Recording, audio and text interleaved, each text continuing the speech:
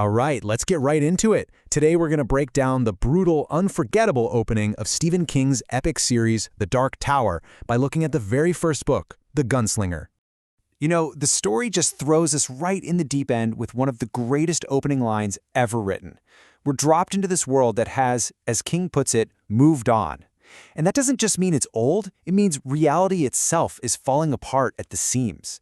It's this alien yet weirdly familiar wasteland. And this isn't just some simple chase scene. No, this is an epic, almost biblical pursuit that feels like it's been going on forever. The world itself is a ruin. The sun is just this cruel, punishing light, and the entire landscape just feels haunted. So our protagonist is the Gunslinger. And honestly, he's less of a character and more like a force of nature. He's completely driven by one thing and one thing only: reaching the Dark Tower.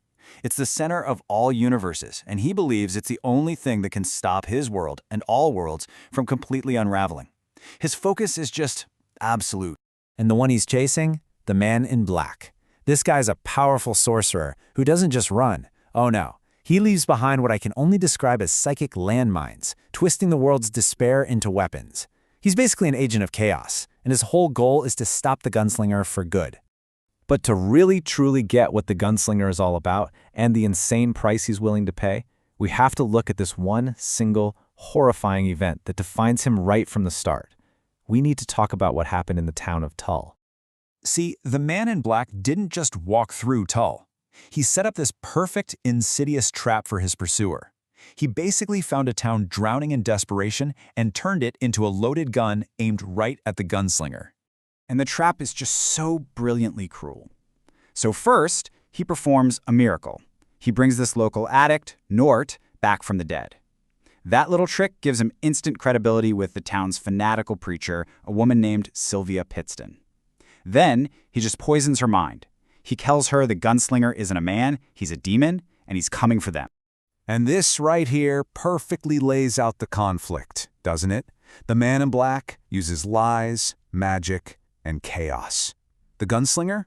He uses bullets and just pure, stubborn force of will to blast a straight line right through it all. They're like two opposing laws of physics in this dying world. So Sylvia Pittston, the preacher, she becomes his perfect weapon. She takes the poison he fed her and turns it into these fire and brimstone sermons, aiming all of her congregation's fear and faith right at the stranger who's about to walk into their town. So you can imagine when the Gunslinger finally arrives, he's walking right into a town that has been psychologically and spiritually programmed to kill him on sight. The whole thing finally explodes with this act of just pure, desperate cruelty. The townspeople, they grab Alice, a woman the Gunslinger has gotten close to, and they use her as a human shield. They put him in an absolutely impossible position. So what does our hero do? What does any hero do when they have to choose between their mission and an innocent person's life? He doesn't choose. There's not a second of hesitation. It's like his hands are just instruments of the quest, and they act without him even thinking. He sacrifices Alice in an instant to take out the threat behind her. And that one cold-blooded shot is the spark that lights the fuse. The town sees their demon murder a woman in cold blood, and they just erupt, descending on him in this wave of righteous, completely manipulated fury. You have Sylvia Pittston screaming devil at him, and they all believe it. They're completely convinced they are fighting a holy war against the Antichrist himself. The Man in Black's trap has sprung, and it's working perfectly. It just turns into this chaotic, ugly slaughter. The entire population, men, women, everyone, is throwing themselves at him with whatever they can find. Farm tools, rocks, sheer hatred. And his response is swift, it's methodical, and it is absolutely devastating.